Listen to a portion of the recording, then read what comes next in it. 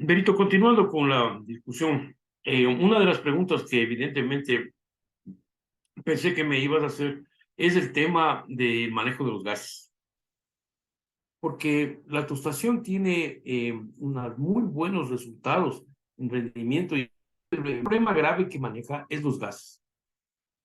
¿Por qué los gases, como tú puedes tener en cuenta, son ricos en azufre? Puede ser como SO2, puede ser como SH2. Los dos son gases que tienen un grado de peligrosidad grande para el ambiente. Tenemos toda la gama de elementos arsenicales, como óxidos, y también la formación de sulfoarseniuros, que son mezclas de los dos. Entonces, uno de los puntos más críticos y más costosos del proceso es el manejo de los gases. Y en toda instalación de tostación, los costos de los gases normalmente son 4 veces el costo del horno de tostación. Por eso yo quería, para terminar este trabajo, mostrarles un poquito cómo es la tecnología, ¿no? El buque de la tecnología usada. Por eso le llamo buque de la tecnología, que es un poco un aperitivo de la tecnología para darnos cuenta de cómo estamos. Pues los hornos usados, por ejemplo, el horno de monosolera como el horno Nichols, es muy común y muy útil. Son hornos agitados que pueden ser de una o varias soleras superpuestas. Estos se llaman hornos de soleras. Y entonces en el interior ahí tenemos, por ejemplo, en plena operación el sistema de agitación.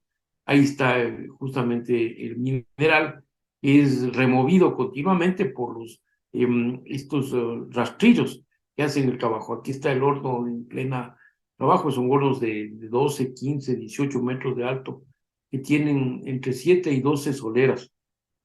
Aquí está la vista, ¿no?, de las soleras, y cada uno tiene su quemador. En este caso es quemador a diésel. Pueden manejarse directamente este concepto.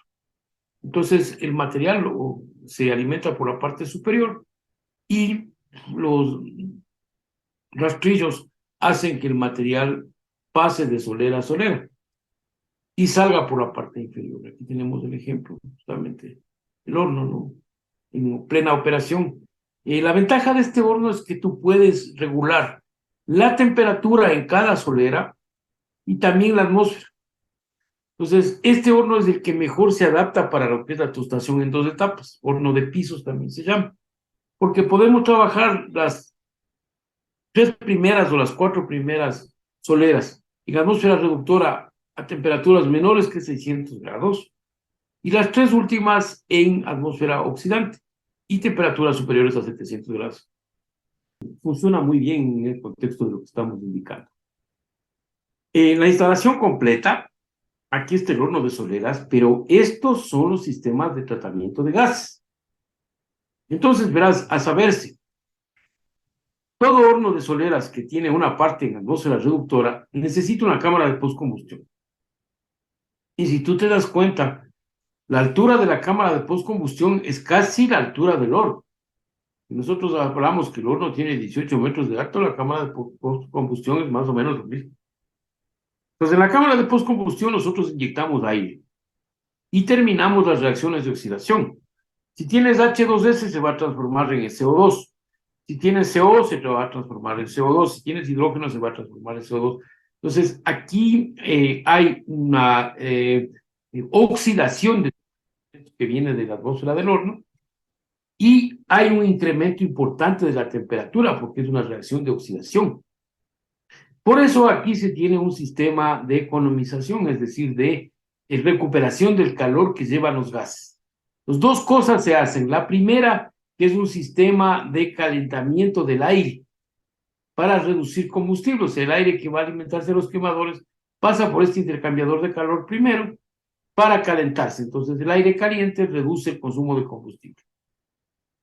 Ahora, hay que tener en cuenta que la reacción oxidante es una reacción exotérmica, entonces realmente el consumo de combustible en este tipo de procesos es bastante pequeño. Posteriormente tenemos un sistema de economización para generación de vapor. Y con la generación de vapor se puede producir energía eléctrica también. Entonces tiene una economizador, se llama, que es un sistema de generación de vapor. Los gases posteriormente pasan a un sistema Venturi-Scrubber. Entonces, en el Venturi se inyecta sosa cáustica.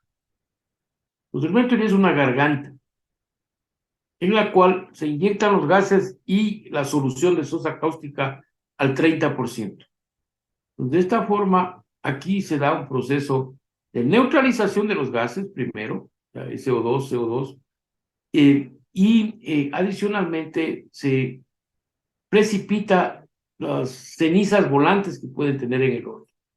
Luego hay una torre de lecho empacado, en donde se termina el proceso de neutralización de los gases usando más sosa cáustica, y luego va un ventilador de tiraje. Este ventilador es de las instalaciones más importantes, uno de los equipos más importantes de la instalación. La razón es muy clara, ¿no es cierto? Esto tiene que estar en depresión para evitar la acumulación de gases. Entonces, eso lo consigue por este ventilador de tiraje que está aquí. Entonces, este ventilador de tiraje no puede fallar, porque si falla este ventilador de tiraje hay que parar la instalación. Entonces, normalmente se tiene ventiladores que se llaman redundantes.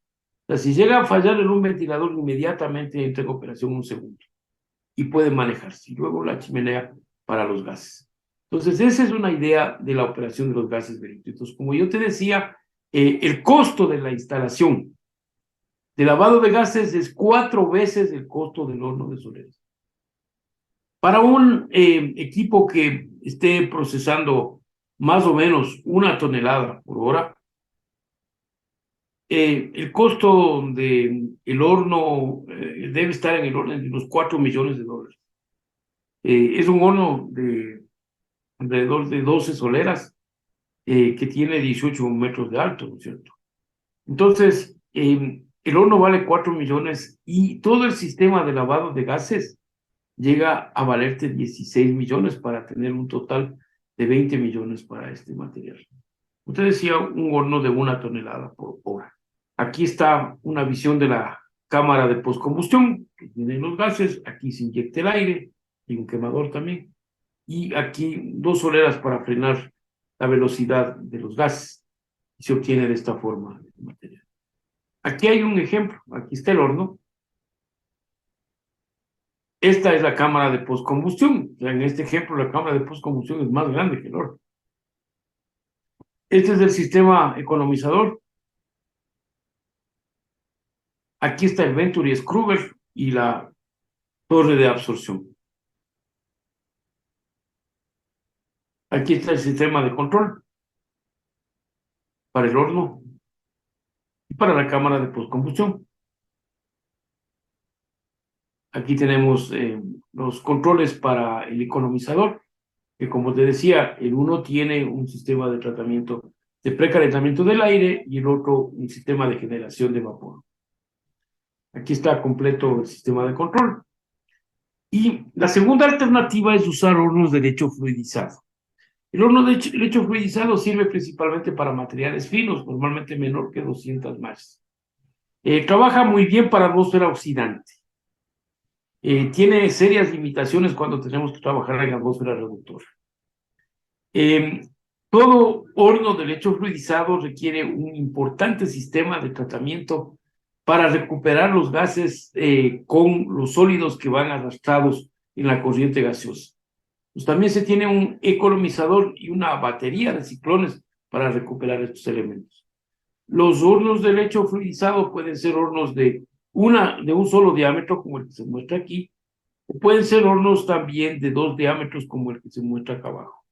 En este caso, el segundo diámetro lo que hace es retener los materiales finos que pueden ser arrastrados.